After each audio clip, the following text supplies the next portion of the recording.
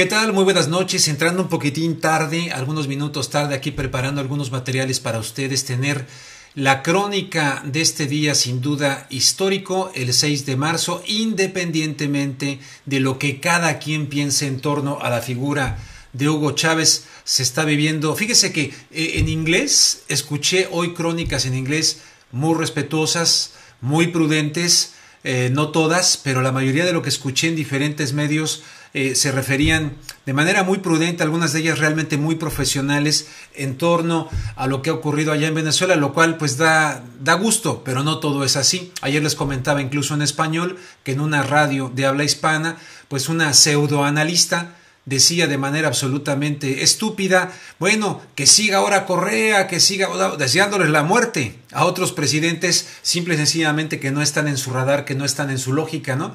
Aquello donde están buscando que el mundo esté plano, un mundo donde todo el mundo le rinda culto a la misma idea, como por ejemplo le citaba ayer al presidente Vicente Fox, que en su momento decía, criticando en aquella cumbre de las Américas en Argentina, decía es que estos cuates quieren reinventar la rueda.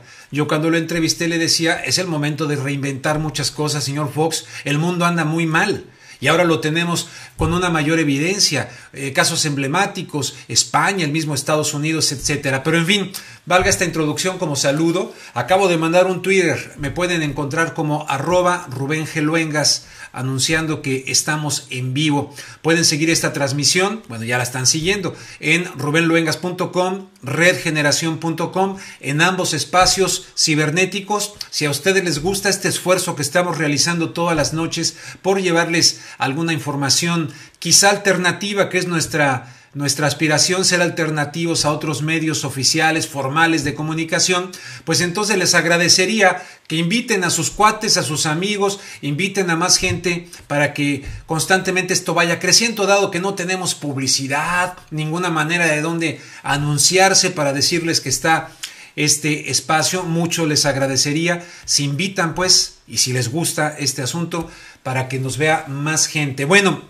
el día de hoy decía que es una jornada histórica, lo he dicho con absoluta convicción, aunque esto molesta a algunas personas, inmediatamente tratan de ponerle a uno etiqueta y decir usted no es imparcial, usted no sé qué, bueno, será el sereno, pero tengo la convicción en el análisis de que si sectores importantes de la población venezolana no tuvieran un legítimo apoyo por el presidente Chávez, ya desaparecido físicamente, pues evidentemente sería imposible que él se hubiese mantenido, como muchos han querido calificarlo, como dictador, etcétera. Dice Eduardo Galeano, extraño dictador, ¿no? Que ha ganado no sé cuántas elecciones, etcétera. Bueno, pero el día de hoy, jornada realmente importante de despedida al presidente de Venezuela, fallecido el día de ayer, Hugo Chávez. Le tenemos el video de la crónica de Telesur respecto a esta despedida de Hugo Chávez. Llegaron en horas de la madrugada la primera mandataria argentina, Cristina Fernández de Kirchner, quien se ha mostrado muy conmovida. La veíamos temprano, visiblemente afectada, no pronunció palabra alguna, pero sí giró la orden, sí decretó 3 días de duelo en su país. Lo propio se hizo también en Cuba. Veíamos también a un presidente uruguayo, José Pepe Mujica, hablando de la necesidad que tenía de darle un abrazo simbólico al pueblo de Venezuela, también ya en Caracas. Evo Morales, quien dio sus palabras de condolencia el día de ayer, visiblemente conmovido junto a su tren ejecutivo. Abrazo simbólico que le dieron todos estos mandatarios al pueblo venezolano, el pueblo que hoy acompaña al primer mandatario Hugo Chávez en este recorrido, en este cortejo fúnebre que se realiza desde el hospital militar, donde se llevó a cabo la última fase de su tratamiento para vencer al cáncer que lo aquejaba. Una vez lleguen a la Academia Militar de Venezuela, se va a proceder a la instalación de la capilla ardiente.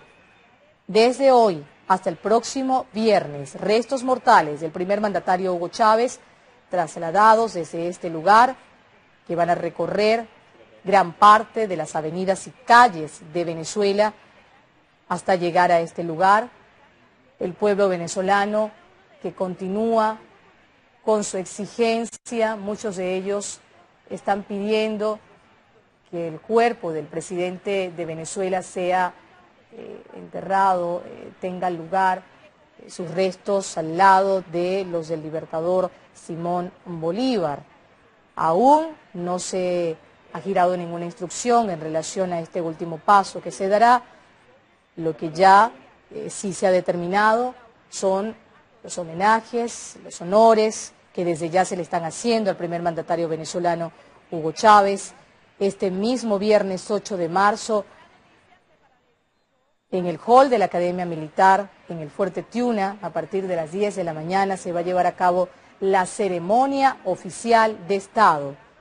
Llegaron en horas de la madrugada la primera mandataria argentina, Cristina Fernández de Kirchner, quien se ha mostrado muy conmovida. La veíamos temprano, visiblemente afectada, no pronunció palabra alguna, pero sí giró la orden, sí decretó 3 días de duelo en su país. Lo propio se hizo también en Cuba. Veíamos también a un presidente uruguayo, José Pepe Mujica, hablando de lo que presentó Telesur, esta cadena en conjunto con otros países latinoamericanos, pero con sede en Caracas, Venezuela, lo que presentó de esta despedida. Fíjense, quiero decirles que me hubiese gustado, de hecho intenté establecer contacto con uno de los canales privados allá de Venezuela para ver también cómo cubrían ellos y pasar su audio tal cual de este mismo recorrido y de esta misma cobertura, pero no alcancé a obtener el permiso para poder transmitir esta información y que ustedes pudieran tener estas dos coberturas. Pero aquí está la de Telesur, que nos dieron autorización para poder utilizar este material. Hay una abogada norteamericana venezolana, Eva Gollinger. Ella es autora de varios libros, tiene uno que se llama El Código Hugo Chávez. Es un libro bastante interesante. Eva Gollinger también ha estado constantemente desde hace mucho tiempo, por ejemplo, en aquel golpe de Estado, intento de golpe de Estado en contra de Hugo Chávez. Ella realizó con documentos desclasificados, documentos también importantes, corroborando la participación de la CIA en aquel intento de golpe en contra de Hugo Chávez. Ella tiene un programa que se llama Detrás de la Noticia en rt.com. Así se llama el programa, y fue entrevistada en RT acerca de lo que está pasando allá en Venezuela. Pero llega un momento en que la conductora de televisión le hace una pregunta en torno a lo que dijo el vicepresidente Nicolás Maduro, que no quiero que sea el énfasis de lo que nosotros destacamos aquí, pero sin duda forma parte del análisis, respecto a si se puede inducir y si considera que fue inducido el cáncer. Y ella dice que efectivamente existen evidencias, ¿no? A mí me queda la duda de cuáles evidencias, pero esto fue lo que dijo Eva Gollinger. Le vamos a presentar parte de esta entrevista que le realizaron en RT. Hola Eva, Nicolás Maduro anunciaba la expulsión del agregado militar de la Embajada norteamericana por conspirar contra el gobierno del país. ¿Cómo caracteriza a Estados Unidos teniendo en cuenta que este funcionario efectuaba acciones desestabilizadoras contra el gobierno venezolano? Bueno, no es primera vez que esto sucede. Hace unos años también fue expulsado un agregado militar de nombre John Correa. Eso fue también por temas parecidos, por estar conspirando, por estar intentando reclutar y captar militares venezolanos para así pues planificar acciones en contra del gobierno. Estos son momentos sumamente delicados en Venezuela. Hay mucha vulnerabilidad entre la población y obviamente el discurso que acaba de dar el vicepresidente Nicolás Maduro en la presencia del gabinete entero, de todo el gabinete, el alto mando militar, tanto como todos los gobernadores y gobernadoras de las regiones de los distintos estados que apoyan al presidente Chávez y el gobierno, que son la mayoría, son 20 de 23, pues eso era una gran muestra de que el gobierno en estos momentos está muy fuerte, está muy unido frente a estos planes conspirativos. Pero claro, esto ha sucedido en varias ocasiones una ocasión que fue expulsado, ahora son 2, pero también se ha descubierto a través del trabajo de inteligencia en Venezuela otros planes de la Embajada de Estados Unidos en Caracas para penetrar e infiltrar las Fuerzas Armadas bolivarianas venezolanos para intentar debilitarlos, para generar también incertidumbre, inestabilidad, con la intención pues de provocar algún caos interno y de esa manera justificar alguna intervención externa. También hay que resaltar el hecho de que el vicepresidente Maduro habló además no solamente de estos intentos dentro de las Fuerzas Armadas y el vínculo con la embajada estadounidense del agregado militar David del Mónaco, que se llama, es un agregado de la Fuerza Aérea de Estados Unidos, expulsado de Venezuela hoy. También habló de los civiles y miembros dirigentes de la oposición, algunos que se encuentran actualmente en Estados Unidos, que han estado en reuniones con funcionarios estadounidenses y expertos en Estados Unidos que han estado en el gobierno durante muchos años frente a las acciones de desestabilización en América Latina, como Roger Noriega, Otto Reich y los que han trabajado con ellos actualmente. Estas reuniones que han ocurrido en los últimos días, pues esos son las diferentes señales que llevaron al vicepresidente y al gobierno de hacer estos anuncios en el día de hoy para demostrar que ellos están al tanto de esos planes de desestabilización, que ya están actuando en contra de ellos y que el pueblo venezolano puede estar seguro de que el gobierno va a mantener la estabilidad y la seguridad del país en estos momentos. Eva, lo hemos podido ver en el discurso. Nicolás Maduro también comparó la dolencia que sufrió el líder palestino Yasser Arafat con la enfermedad que padece Hugo Chávez. ¿Cree usted que Estados Unidos habría podido inducir este cáncer al presidente venezolano? Hay informaciones, evidencias concretas que desde los años 70 intentaban, por ejemplo, asesinar al presidente en ese momento de Cuba, Fidel Castro, con radiación, o sea, además de muchas otras maneras. Eso no es ningún secreto, todo eso ha sido develado en miles de documentos desclasificados, los cientos de intentos de asesinato contra Fidel Castro, uno de ellos siendo el uso de radiación. Eso fue en los años 70.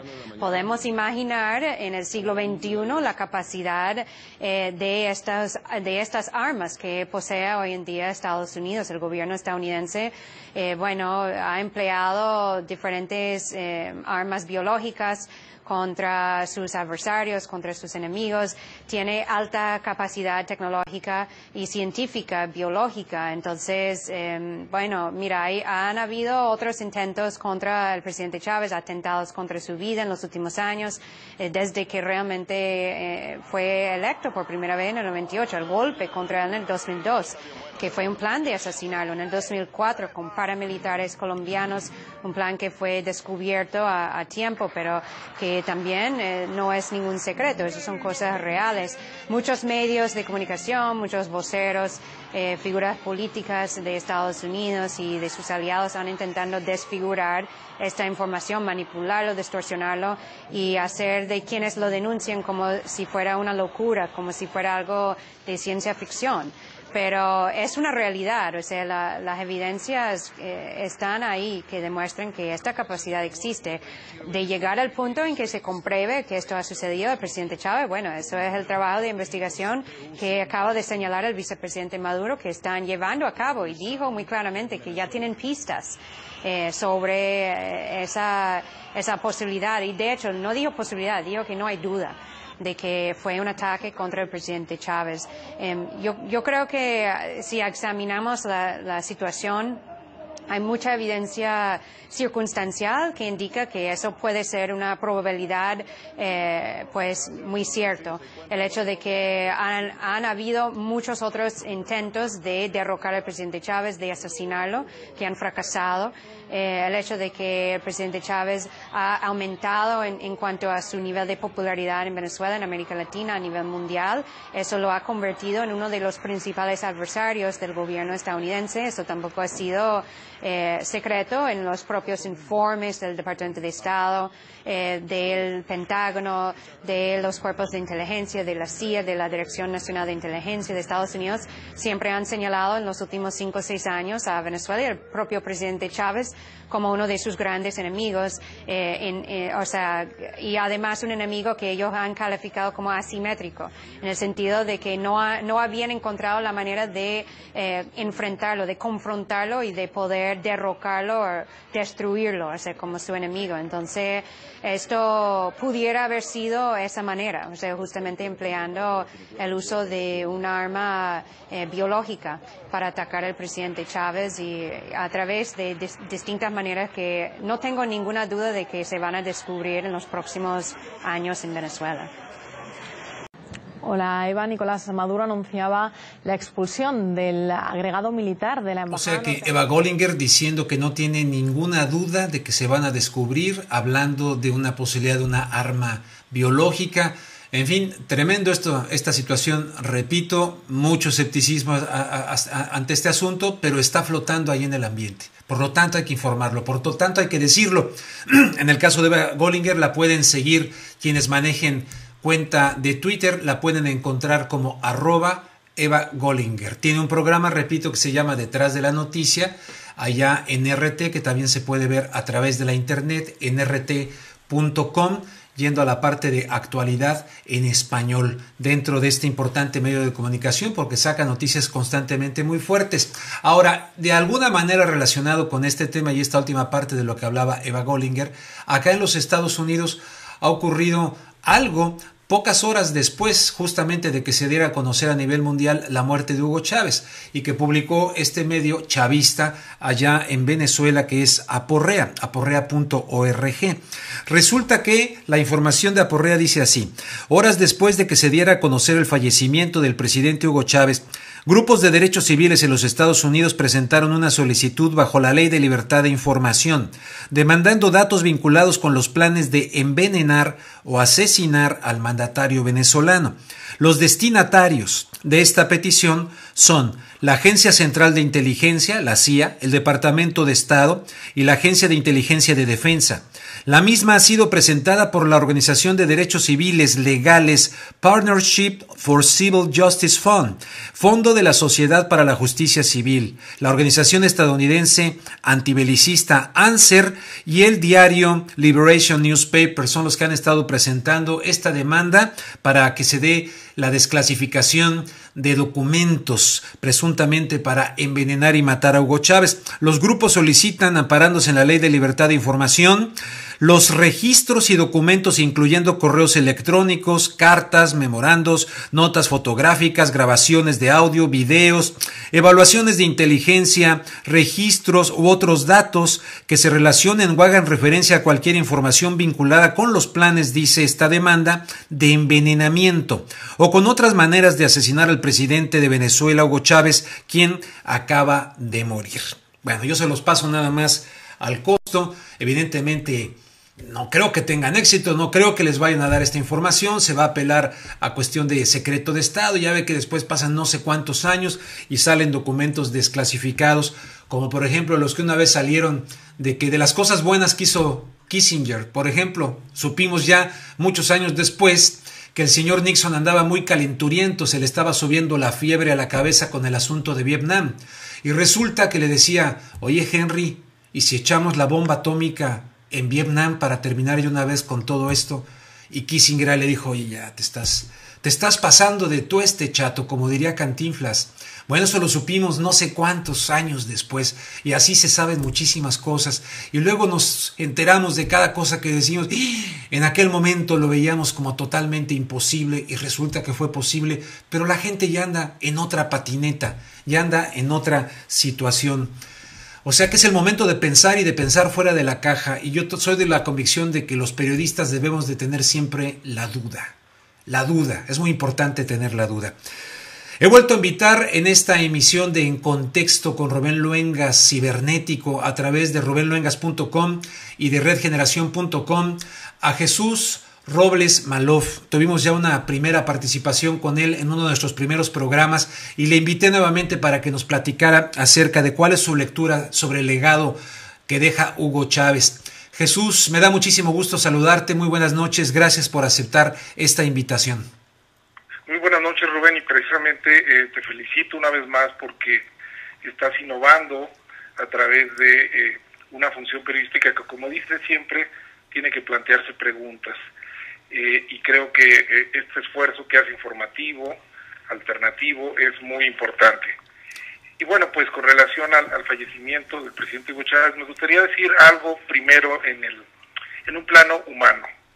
El cáncer, que al menos es la versión oficial de la muerte de Hugo Chávez, es un mal que debemos combatir unidos. Ahí sí creo que es una causa que debemos enfrentar como sociedad, como especie.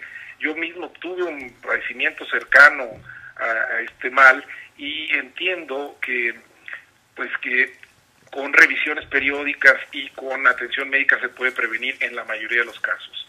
Al parecer el presidente Chávez tuvo revisiones periódicas, pero el cáncer que lo atacó fue de manera especialmente agresivo. Entonces, primero en el plano humano, lamentar el fallecimiento, por supuesto, del presidente Hugo Chávez, y llamar al pueblo venezolano a reconstruir esta etapa y creo yo nuestra solidaridad con lo que ellos decidan para lo que sigue.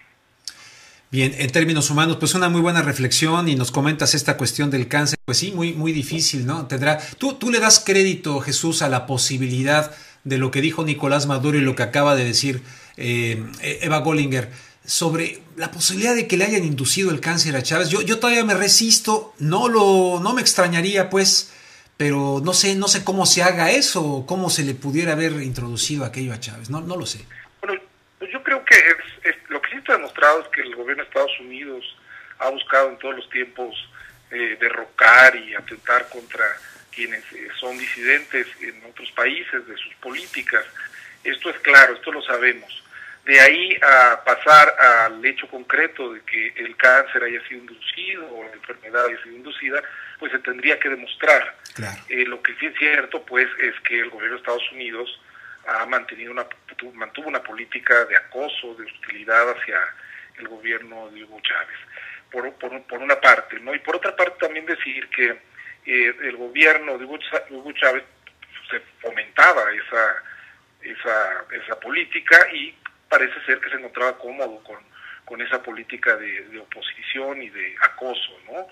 Es por una parte, ¿no? Yo, como lo he dicho en los medios en los que me he podido expresar, yo lamento mucho la pérdida por la familia, por el pueblo, por sus seguidores, pero aún así tengo una postura crítica del legado y del gobierno de Hugo Chávez, que no difiere mucho de otros gobernantes de la región. No es un caso especial de crítica, ni mucho menos, como todos los gobiernos de la región, incluso algunos más, como el mexicano, pero en Venezuela también se violan los derechos humanos. A ver, amplíanos este aspecto de la crítica y de la violación a los derechos humanos, si eres más específico. ¿Cuál sería tu crítica al gobierno venezolano de Chávez? Bueno, primero decir lo positivo. Yo creo que el gobierno de Hugo Chávez transformó un país que tiene una clase alta, bastante, así, una desigualdad importante y logró reducir esa desigualdad. También esta derecha venezolana es especialmente fuerte, dura, violenta. Creo que contra esos privilegios históricos de la clase de la derecha y de los monopolios oligárquicos, creo que Chávez se enfrentó y se enfrentó bien. Como muchos gobiernos que se ven acosados por el exterior y por una clase de una oposición fuerte interna, luego tienden a ver la oposición como en blanco y negro, es decir, sí, quien critica está contra mí, ¿no? Sí. Y en ese paquete se llevaba a defensores de derechos humanos, a periodistas y algunos pueblos indígenas incluso. En este sentido, los informes de la Comisión Interamericana de Derechos Humanos, que son informes, por lo menos desde mi punto de vista, bien fundamentados, no dejan mentir que en algunos casos existió acoso, existió cárcel, existió incluso pues intentos de callar y acallar voces críticas no en el sentido de una derecha o desde un sometimiento a los Estados Unidos, sino críticas desde el punto de vista social y desde el punto de vista de las propias izquierdas. Esto es lo que yo le reprocharía a Hugo Chávez, y eso culminó con la salida de Venezuela del sistema interamericano de derechos humanos, que aunque con muchas críticas es finalmente un sistema que ha abierto en México, por ejemplo, y en todos los países de la región, justicia cuando la justicia local no es posible. Y de lo más positivo, ¿cuál sería, en tu opinión? Porque a fin de cuentas, Hugo Chávez pone a Venezuela, nos decía ayer Miguel Tinker Salas, en un mapa mundial pues muy distinto al papel que tenía antes con Carlos Andrés Pérez, etcétera, de acuerdo con Miguel Tinker Salas. Sí, claro. Y gravita de una manera pues muy audaz, ¿no? Enfrentándose a este llamado proceso globalizador y de manera muy puntual a los Estados Unidos, en fin. ¿Justificas pues toda esta situación de Hugo Chávez, su postura hacia un llamado socialismo del siglo XXI, inspirado en Bolívar, etcétera, apoyando siempre a Cuba, en fin?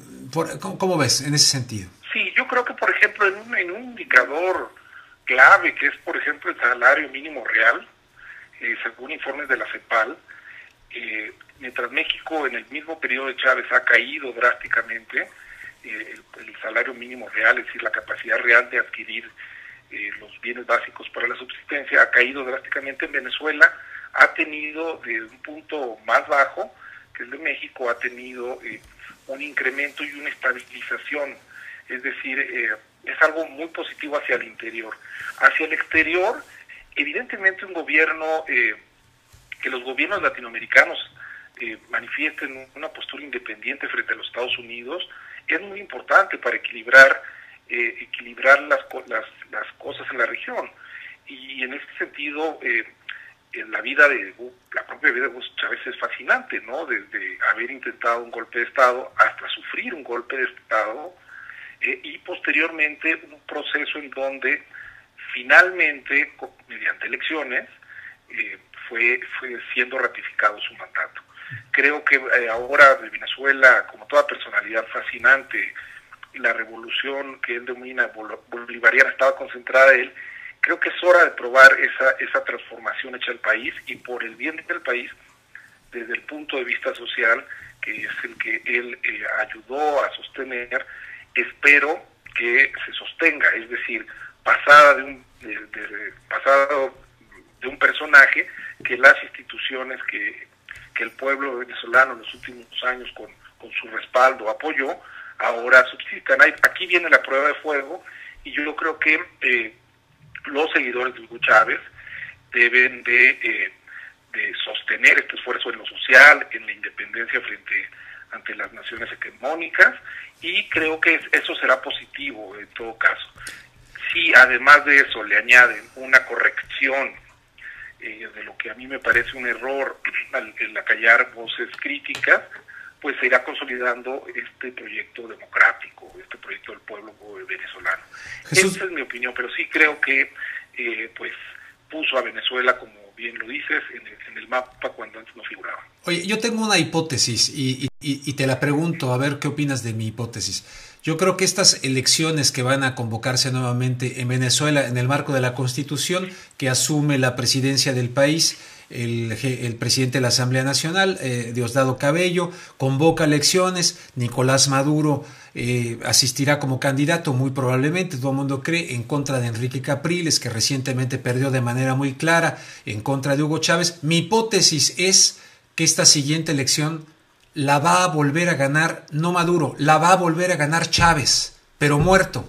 Siento que muerto volverá a ganar las elecciones, pero él, no Maduro. Es mi hipótesis. ¿Qué opinas de esa? ¿Está descabellada? Pues yo por lo que hemos visto en estos días de tristeza, de indignación, en fin, del pueblo, creo que el proyecto de Hugo Chávez sigue teniendo un respaldo importante. En este sentido, es la prueba a la que te digo, es la prueba a la que estará sometida las instituciones bolivarianas, la revolución denominada bolivariana. Creo entonces que, como dices tú, ese esfuerzo no se podrá diluir con el paso de unos meses, y creo que para Maduro y toda una otra generación de líderes del movimiento creado por Hugo Chávez, es momento de alimentarlo, de renovarlo, para que otras generaciones de venezolanos decidan, con respeto, por supuesto, a las formas de oposición, ¿no? Y con el rechazo de la intervención de otros países. Sí creo que puede ser un ejemplo importante de democracia en la región, donde, como vemos, en nuestro país, en Nicaragua, en Uruguay, ha habido serias fallas del sistema democrático. Creo que puede ser, ¿no? Sería muy curioso ahora que Hugo Chávez, ya fallecido, ganara las elecciones, ¿no? Jesús, tengo un video de Telesur que nos han hecho favor de poder presentar, que son las frases más célebres, más sonadas de Hugo Chávez. Te invito, si me das favor, de que escuchemos este video y regresamos para comentar las frases más conocidas, más célebres, más explosivas de Hugo Chávez. 14 años de gobierno. Veo un recuento de sus frases más recordadas. Polémico. Juro delante de mi pueblo que sobre esta moribunda Constitución. Controversial. Tengo el plan y se los propongo, con el favor de Dios y la voluntad de ustedes, de gobernar aquí, desde aquí hasta el 2031. Y siempre extrovertido. No tengo trono, mi reina. El presidente Hugo Chávez dejó relucir su personalidad con su verbo explosivo. Bastaba que esté frente a un micrófono para que todos guarden silencio y esperen con ansiedad lo que de seguro sería el titular del día siguiente. Yo no vine aquí para ser un imbécil más. Alcaldes y gobernadores, o están conmigo o están contra mí. Decía lo que pensaba sin pensar en las implicancias. Ni siquiera le importó romper relaciones con el país más poderoso del mundo. Ayer estuvo el diablo aquí.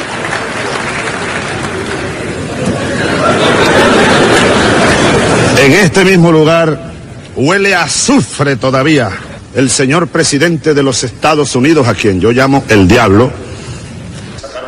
Pero nuestro país no fue ajeno a sus frases célebres. No guardó distancia ni siquiera en plena campaña electoral.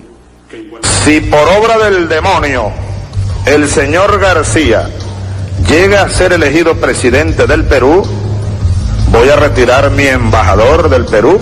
No vamos a tener relaciones con un presidente de esta calaña, con un ladrón, con un tahur. A ver si voy a una cumbre y me roba este billete, que capaz que me saque un billete. Lo que había dejado en claro es que ni la realeza podía callarlo. Por supuesto, por supuesto. Porque han ido respetando a Venezuela por todas partes. Yo tengo derecho a defender. ¿Por qué no te callas? Por favor, no hagamos diálogo. Han tenido tiempo para plantear su posición. Sin embargo, su enfermedad empezó a apagar su voz. Sus últimas declaraciones daban cuenta de que las fuerzas empezaban a abandonarlo. Nunca dejaré de servir al pueblo venezolano. Nunca, hasta el último día de mi vida. Amado por muchos y odiado por otros, lo cierto es que el cáncer cobró la vida de uno de los líderes más influyentes de la región.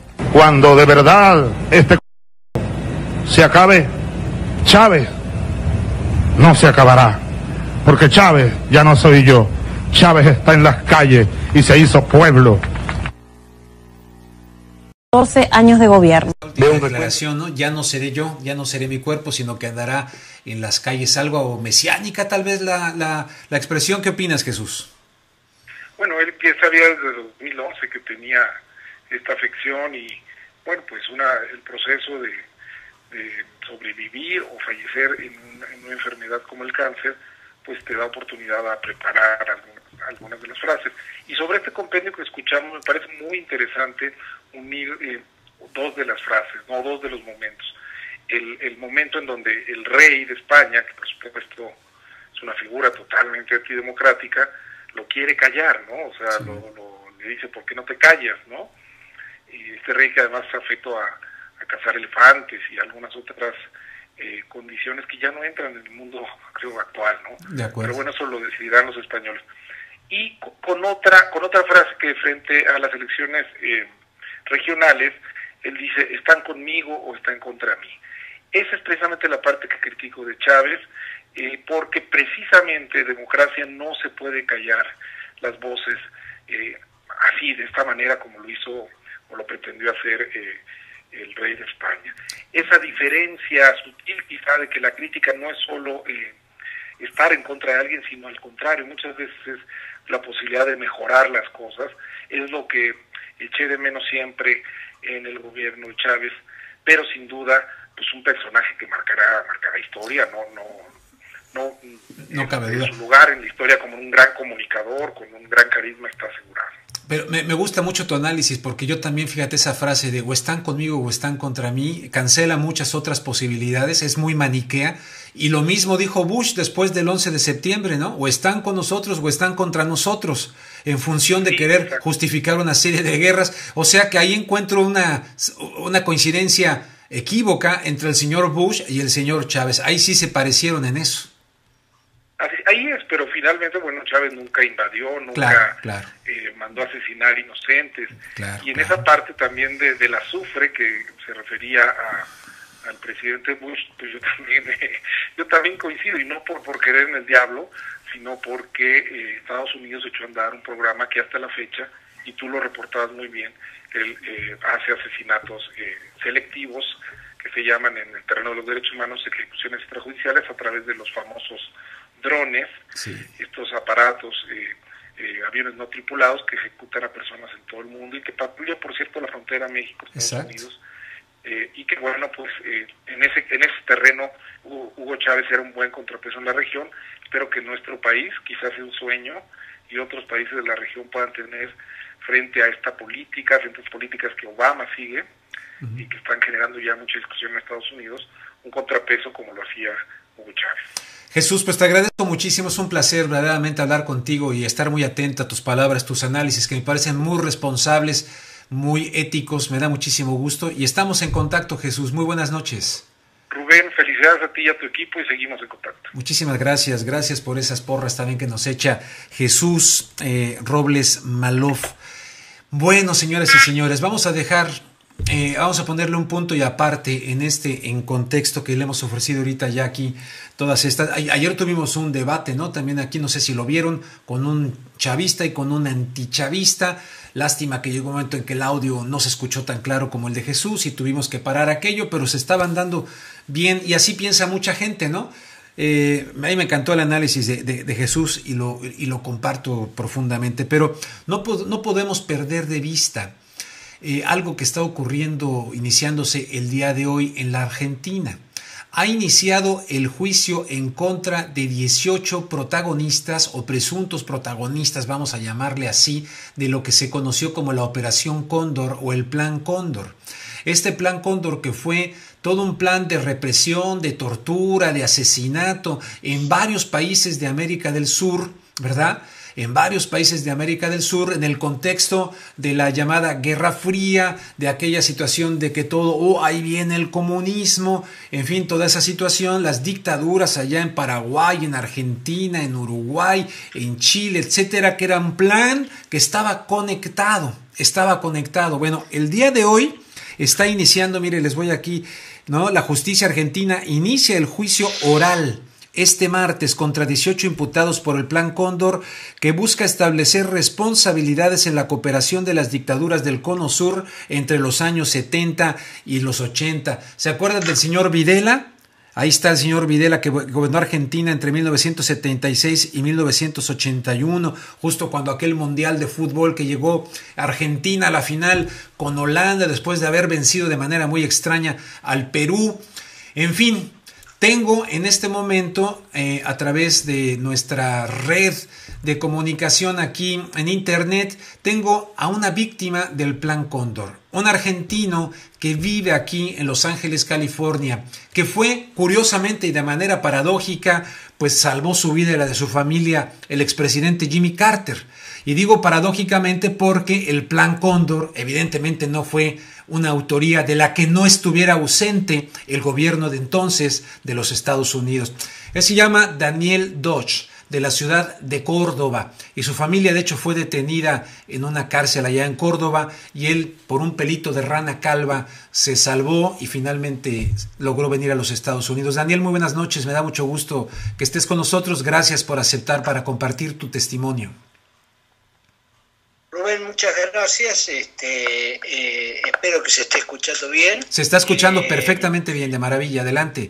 Bueno, la primera pregunta que... A ver, dime, adelante. No, que te agradezco que me hayas invitado al programa en un día que en realidad no es de gran alegría para los pueblos latinoamericanos por la muerte de Hugo Chávez, pero de hecho... Como contrapartida están estos juicios que se están haciendo en Argentina, que de alguna manera es una forma de responder a todos los embates del imperialismo norteamericano y en todo, digamos, sí es una forma de dar una respuesta a todos estos pueblos que han estado buscando justicia. Daniel, ¿nos puedes compartir de manera muy breve para las personas que nos están viendo en este momento a través de En Contexto con Rubén Luengas, cibernético en contexto, cómo sufriste tú en tu familia, en carne y hueso, en tu familia, este Plan Cóndor? ¿Qué te pasó a tu familia en la Argentina? Bueno, brevemente, Rubén, a mi familia la secuestran en agosto de 1977. Cuando me refiero a mi familia, eran mi padre, mi madre y mis 3 hermanas. Ellos estuvieron desaparecidos por aproximadamente entre 15 y 20 días. Luego, a partir no solo de la presión digamos, el gobierno norteamericano o el ala del gobierno norteamericano que estaba trabajando en derechos humanos, después hay que preguntarse por qué Estados Unidos trabajó en los derechos humanos en Argentina particularmente. Es curioso, sí. Porque en realidad no enfatizó los derechos humanos en muchos otros lugares. Pero bueno, ellos fueron secuestrados y a través de contactos logramos digamos, el ala del Departamento de Estado que estaba encargado de derechos humanos empezar a hacer preguntas al entonces gobierno de Argentina, que era el dictador Videla. Al poco tiempo tuvieron que, digamos, rescatarlos de las profundidades, los hicieron oficiales que lo tenían, lo cual ya de por sí era una garantía de vida, poco a poco lo fueron soltando porque efectivamente no tendrían absolutamente nada, ningún cargo que hacerle. Pues mira, por acá en los Estados Unidos prácticamente no sé, pero no he visto que se destaque mucho el hecho de que están iniciando este juicio oral contra estos 18 imputados por el Plan Cóndor. ¿Te da alegría esta noticia? De alguna manera, tu familia, como quiera que sea, corrió, vamos a decir, con suerte, porque sabemos el destino que corrieron un número indeterminado de personas en toda la región, ¿no? De crímenes, de tortura, de asesinatos, en fin, mutilaciones, todo tipo de vejaciones, etcétera. Pero ¿te da alegría desde Los Ángeles esta noticia? No, de hecho, en realidad son 25 acusados, que incluyen a Videla, a Viñones y otros funcionarios de la dictadura.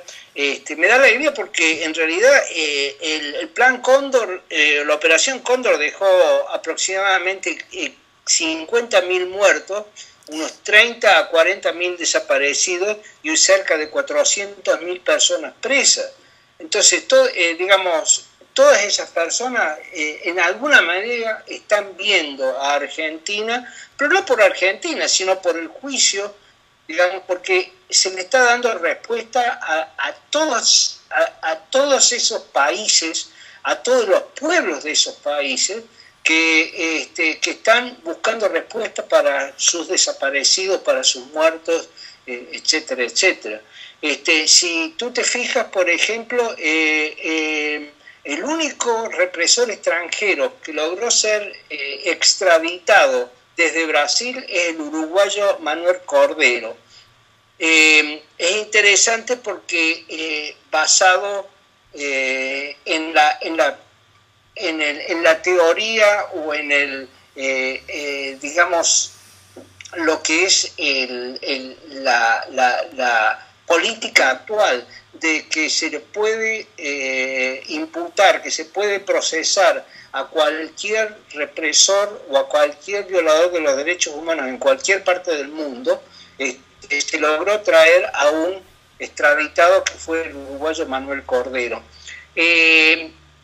¿Cómo no nos va a dar alegría, digamos, ¿no? Es decir, también me imagino que los pueblos de Paraguay, los pueblos de Chile, el mismo pueblo uruguayo que no tuvo respuesta en su intento de procesar a los violadores de derechos humanos, de alguna manera se están regocijando con que en un país de todos estos afectados por el Plan Cóndor se está llevando un juicio para poder imputar, procesar y eventualmente condenar a estos violadores de derechos humanos. Daniel Dosch, pues muchísimas gracias por compartir tu testimonio y tu reflexión en torno a esta noticia muy importante, algo que ha iniciado justamente el día de ayer, ¿no? El día de ayer inició. No, dije este martes, perdón, hoy es miércoles, el día de ayer. El día de ayer, efectivamente. Muchísimas gracias, Daniel. Bueno, gracias a ti, Rubén, y mucha suerte con el programa. Pues aquí andamos dando la batalla. Gracias, buenas noches, Daniel Dosch, dando el testimonio de este tema. Vamos a pasar a otro, fíjese, ahora sí que andamos muy en la historia también con estos temas, ¿no? Y les digo que andamos muy en la historia porque hoy es 6 de marzo. ¿No les dice nada el 6 de marzo con la ciudad de San Antonio? A ver, piénsele, ¿qué pasó el 6 de marzo, pero de 1836, para irnos a la historia? Bueno, resulta que esa fecha, que es cuando es la batalla final, el embate final de la batalla del Álamo. Y ustedes saben que uno de los libros, si no es el más reciente, pues de Paco Ignacio Taibo II, muy querido allá por la izquierda mexicana, y no nada más por la izquierda, por otros que no son de izquierda, que le reconocen su talento como escritor a Paco Ignacio Taibo II. Él ha escrito pues un libro realmente fascinante, quitando muchos mitos en torno a la batalla del Álamo. Entonces, un aniversario más hoy, 6 de marzo, de ese asalto final en la famosa batalla del Álamo, pero para ponerla en perspectiva y en contexto y quitándole los mitos, les invito a escuchar brevemente un video de Paco Ignacio Taibo hablando de todo esto, del Álamo. Que encontró su principal enemigo. Tras una minuciosa investigación, Paco Ignacio Taibo II reconstruye hechos para contarnos de qué manera se mintió, se fabricaron héroes y se ocultaron debilidades en aras de crear una leyenda. El Álamo, una historia no apta para Hollywood, echa abajo el mito de los héroes tejanos tan reforzado por el cine hollywoodense. El Álamo es una de las historias peor contadas en este planeta. Los gringos se la inventaron, crearon el mito de los grandes héroes del Álamo, y es un mito que se cae en pedazos. Eran un montón de pequeños canallas y aventureros que venían al negocio, la mayoría de ellos esclavistas.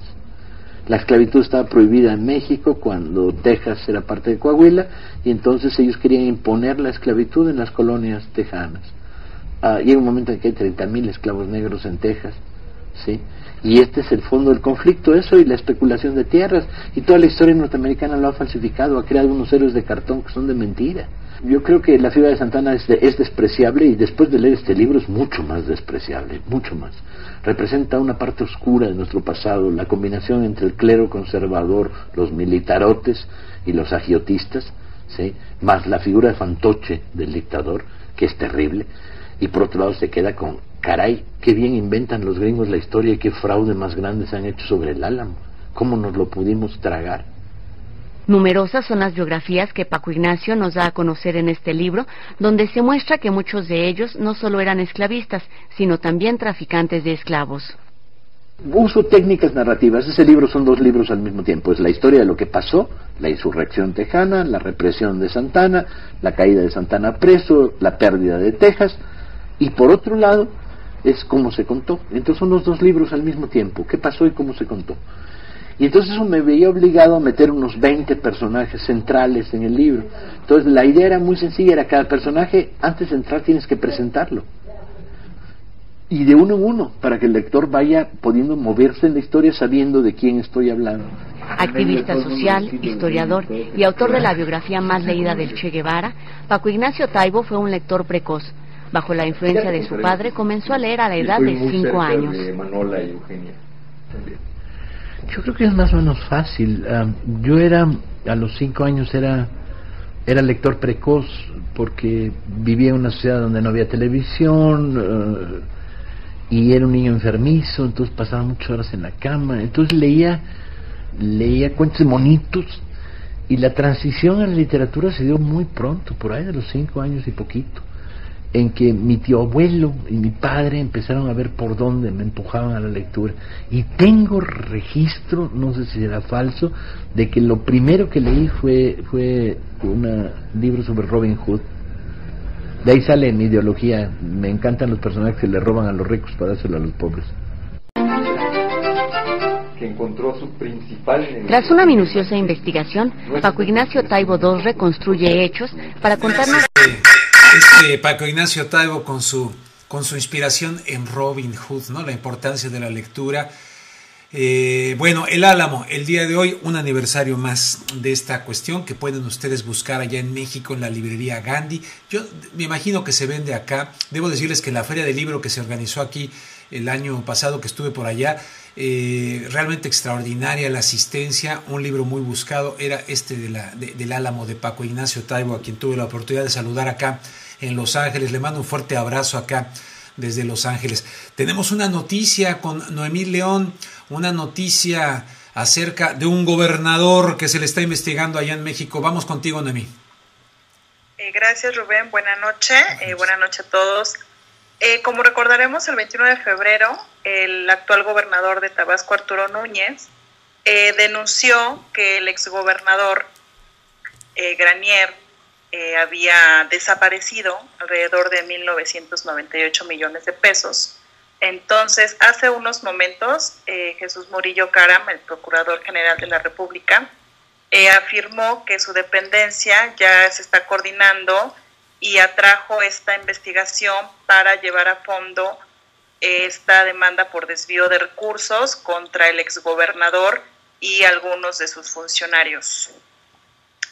Bueno, pues eso está bien que se investigue, sería un segundo anuncio.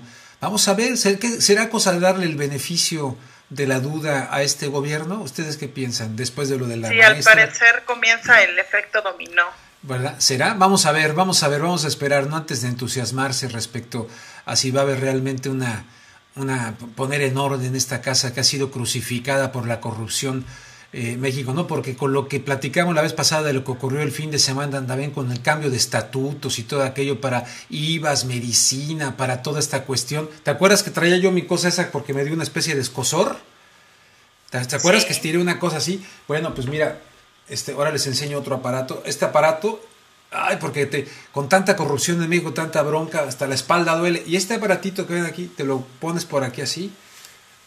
Es para masajearte ahí del escozor que da tanta corrupción allá en México. ¿Qué más tenemos por allá, estimadísimos amigos? Noemí, Carlos, en México. Vamos ¿Tenemos a las breves nacionales? Pues vamos a los breves nacionales. Órale, échense los breves Irving nacionales. Con Irving, vámonos Irving. Buenas noches, Rubén. Buenas noches. Te escuchamos. Tenemos esta que es, el comandante Marcos habla de transparencia en los bancos zapatistas. El subcomandante, líder y vocero del Ejército Zapatista de Liberación Nacional, el EZLN, emitió este martes un nuevo comunicado de su serie titulada Ellos y Nosotros, donde habló de los bancos, el Banco Autónoma de Mujeres Zapatistas, el Banamás, y sobre la forma en que se administran las juntas del buen gobierno, la JBG. También tenemos aquí, estoy tranquilo, dice De Champs, evita hablar sobre el estilo de vida de sus hijos. El líder del sindicato petrolero, Carlos Romero De Champs, aseveró que el proceso judicial contra la lideresa magisterial, el Baester Gordillo Morales, no tiene un tema de sindicalismo, es un tema personal, dijo estar tranquilo. Y sobre los temas de sus hijos, sobre viajes y compras de vehículos que han difundido algunos medios de comunicación, también rechazó las versiones y prefirió no hablar del asunto. También tenemos diputados acotan fuero a todos, menos al presidente. La reforma constitucional de inmunidad parlamentaria a legisladores y servidores públicos establece que un servidor público que cuente con inmunidad constitucional no podrá ser privado de su libertad durante el tiempo que ejerza su cargo, excepto al ciudadano presidente de la República, quien goza de inmunidad salvo en caso de traición a la patria y delitos graves contra el orden común. Y última que dice, entregan 17,000 firmas a Nunciatura Apostólica por cónclave sin Rivera. El ex sacerdote mexicano Alberto Atié y víctimas de pedrastía. ¿Mande? Sí, Alberto Atié. Atié. Sí, perdón, Aité. No, sí, Atié. Perdón. Atié. Alberto Atié. ¿Atié? Sí, Atié, sí, Alberto okay. Atié. Junto con unas víctimas de pederastia en México, en los que se encuentra Joaquín Aguilar, José Parman Martín, Fernando González, entregaron este martes a las 5 de la tarde al nuncio apostólico, a Christopher Pierre, la petición con 17,000 firmas en change.org para que el cardenal Norberto Rivera no participe en el cónclave por su encubrimiento de los abusos sexuales. Pues estos son los breves nacionales, Rubén. Perfecto, Saludos. pues fíjate, es más, mira, le voy a mandar un correo a Alberto Atié para que a ver si lo podemos entrevistar mañana.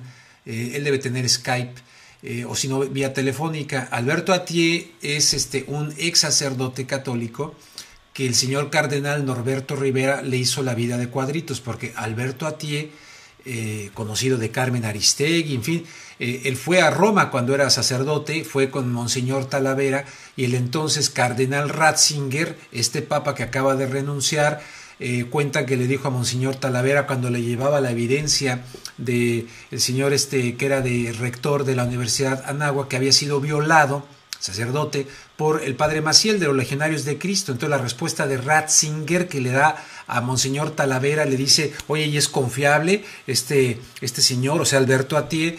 Le dice, bueno, pues no podemos hacer nada porque el padre Maciel es muy amigo del Papa y ha hecho mucho por la Iglesia. Tremenda declaración. Bueno, le hicieron la vida de cuadritos Norberto Rivera, que evidentemente estuvo jugando un enroque de encubrimiento con el cardenal Roger Mahony de acá de Los Ángeles, y ambos allá en Roma, ¿no? Planeando ir a Roma para participar del cónclave. El caso del cardenal Roger Mahony aquí en Los Ángeles, pues resulta que hay un asunto donde se obligó las autoridades incluso a presentarse a declarar y tal, y resulta que hay una cosa legal en contra de Mahony y se va precisamente allá y de hecho fue suspendido litúrgicamente por parte de la Arquidiócesis de Los Ángeles para que no ejerciera públicamente nada, no podía oficiar misa públicamente, nada, y resulta que sí se va al cónclave y es de los que va a votar para el nuevo Papa. O sea, ahí está la cosa, ahí está el trasfondo de esto y las firmas efectivamente que se han estado recolectando para que el señor Norberto Rivera, que la primera entrevista que le dio alguien de televisión, la primera me la dio a mí cuando era yo corresponsal de la cadena Telemundo en México, y pues no es que esté yo cacareando esas cosas, pero le hice la primera pregunta y con la primera pregunta el señor se quitó el micrófono, se paró y casi me dice cosas. ¿Saben por qué? Porque me había pedido un cuestionario. Y en lugar de hacerle la pregunta número 1 del cuestionario, sino le hice la número 2, o sea, el orden de los factores no altera el producto. Como le hice la número 1, el tipo tenía tan poca cosa, ¿verdad? Tan poca, ¿cómo se dice? Expuesto a los medios de comunicación. No sé si le entró un ataque de qué, pero reflejó una incapacidad brutal y se molestó y se enojó y empezó a insultarme, pero no con groserías, sino es que ustedes, los periodistas, ese video existe por ahí. El cardenal Norberto Rivera. Bueno, así las cosas. Tenemos otras breves internacionales, ¿verdad? Por allá, ¿o qué más tenemos, Carlos? Tenemos titulares de prensa nacional con Nash Acuña. Perfecto. Buenas noches, Rubén. Buenas noches al auditorio. Buenas noches. Bueno, los titulares de la prensa nacional, en su mayoría manejó el tema de la muerte de Chávez, y algunos sí manejaron otros temas. Por ejemplo, el Reforma deja a Chávez dolor, vacío y a Maduro. Y también nos comenta, implican a hijas de Elba, la señala socia de Gordillo. Declara Ugarte a PGR que dinero del CENTE llegó a Mónica Arriola y Maricruz Montelongo. Milenio, se acabó el fuero, diputados aprueban proyecto y el presidente intocable. Marchan 7,000 en el DF contra la reforma educativa y 7 días de luto, que refiriéndose obviamente a la muerte de Chávez. El Universal también maneja avanza reforma que acota fuera para políticos y pega muerte de Chávez a región. Reporte Índigo nos maneja también lo de Granier, que bueno, ya comentó mi compañera Noemí, pero dice Granier en la mira, después del arresto de la maestra, las apuestas se enfocan al exgobernador priista. El mandatario de Tabasco, Arturo Núñez, lo acusa de un desfalco por 2,000 millones de pesos y le encuentran departamento en Miami y hotel en Cancún. Órale. Venezuela amanece sin Chávez y La Jornada, muere el hombre que revolucionó Venezuela. Pues estas son los principales titulares de la prensa el día de hoy. Pues te agradezco muchísimo. Hay un recuento ya a estas horas de la noche de allá de México, más de las 11:10. Oiga, por cierto, hoy no tengo contragolpe porque KPFK, que es una estación pública, se dedica a la cuestión de la recaudación de fondos. Debo decirles que después, ya tarde, me hablaron, oye, por lo de Chávez, a ver si sí hacemos el programa, pero pues ya había yo cuadrado muchas cosas sin ir para allá, o sea que disculpen los que están esperando contragolpe en KPFK, hoy no lo voy a tener, pero el próximo miércoles sí lo voy a tener y voy a entrevistar a José Gutiérrez Vivó, o sea que esta leyenda de la radiodifusión allá en México, que ha culpabilizado al de las botas, las de las víboras prietas, el señor Fox, ¿no? Que se le tiró a la yugular el señor Fox, y él habla también de los Aguirre, los dueños de Radio Centro, dice él. Entonces vamos a platicar qué ha pasado con Gutiérrez Vivó, qué está haciendo Gutiérrez Vivó, vive en Texas, a qué se dedica, regresa a los medios, no regresa a los medios, en fin, hablar de él, ¿no? ¿Qué piensa de todo esto, de Chávez, de México, de Peña Nieto, en fin, el próximo miércoles. Ahora nos vamos a las breves internacionales también, vámonos, Carlos. Vamos con las breves internacionales con Adrián. Con Adrián, perfecto. Así es. Buenas noches. Buenas noches. Para hoy, miércoles marzo 6, tenemos las siguientes notas internacionales. Agencia RT. El precio del petróleo dependerá de la futura situación política en Venezuela. Es lo que dice el profesor de Economía Política Joaquín Arriola. La muerte de Hugo Chávez se reflejó significativamente en los mercados del crudo, pero algunos expertos creen que el futuro de la industria no dependerá tanto del deceso del líder venezolano como de la evolución de la situación política del país. Los Angeles Times. 21 delegados de paz de la Organización de las Naciones Unidas fueron incautados en Siria. 21 miembros de las Fuerzas de Mantenimiento de la Paz de las Naciones Unidas en el sur de Siria fueron capturados cerca de los altos de Golán, ocupados por Israel durante este miércoles. al parecer por rebeldes armados, según fuentes de la ONU y activistas de la oposición. Una brigada rebelde sirio dice en un video que el personal de la ONU no se liberará hasta que el ejército sirio deje cerca de una aldea cercana. El New York Times. Yahoo dice que la nueva política tiene la intención de levantar la moral. Jackie Resis, directora de la Yahoo en recursos humanos y autora de la nueva política, es también un ejemplo extremo de esta filosofía. Ella viaja al campus de Yahoo en Sunnyvale, California, desde su casa en Nueva York, donde vive con sus hijos. La moral era terrible porque la empresa se cree que se está muriendo, dijo un exgerente de Yahoo, que hablaría solo de forma anónima para preservar las relaciones comerciales. Cuando se tienen estos problemas de raíz, la fuerza de trabajo de los empleados está terriblemente poco motivada y construyó los malos hábitos al paso de los años. Aristegui Noticias. Imponen silencio a cardenales de Estados Unidos en el Vaticano. A la delegación de los cardenales estadounidenses que se encuentran en el Vaticano les pidieron orden de silencio este miércoles durante la reunión preparatoria a la cónclave para elegir al sucesor del Papa emérito Joseph Ratzinger, antes Benedicto XVI. Por lo que estos decidieron cancelar una conferencia de prensa previamente pactada. Los cupulados organizaban conferencias diarias en la sede del Pontificio Colegio Norteamericano hasta este último anuncio. Y finalmente el Times de la India se pregunta, ¿fue la Madre Teresa en realidad una especie de idiota? Un nuevo estudio afirma que la monja más amada podría haber sido no tan piadosa a los pobres como se supone. ¿Cuál fue el pecado más grande de la Madre Teresa? De acuerdo a una nueva investigación fue su manera dudosa de cuidar a los enfermos al glorificar su sufrimiento en lugar de aliviarlo. Un equipo de investigadores canadienses estudiaron casi 300 documentos y descubrieron informes de bajas normas de higiene y escasez de medicamentos, suministros y atención en 517 moribundos de la Madre Teresa, aunque no por falta de dinero en efectivo. De acuerdo con el informe, la organización, la Orden de las Misioneras de la Caridad, recibió cientos de millones de dólares en donaciones.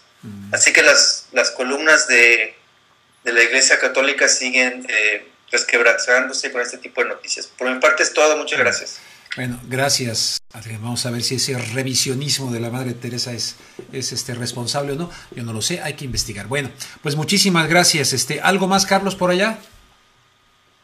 No, es todo por el día de hoy. Es todo por el día de hoy. Bueno, yo por aquí les tengo una frase para despedir este programa en el cual estuvimos hablando de manera muy puntual y con un excelente análisis en el caso de Jesús Robles Malof, pero la frase va en general para nosotros, para ustedes que están viendo esto, que les agradezco mucho que lo hagan, y la invitación para que nos sigan en redgeneración.com, rubenluengas.com, que nos puedan seguir. En lo personal les invito, si gustan, seguirme si tienen cuenta de Twitter, en @RubenGLuengas, y en el caso de Red Generación es @RedGeneraciónMX. En este esfuerzo que estamos haciendo por plantearle una alternativa, si les gusta el trabajo, yo les pido su colaboración para que lo difundan y podamos tener más gente que se dé cuenta de que estamos haciendo este esfuerzo, que presenta voces, en fin, que difícilmente van a escuchar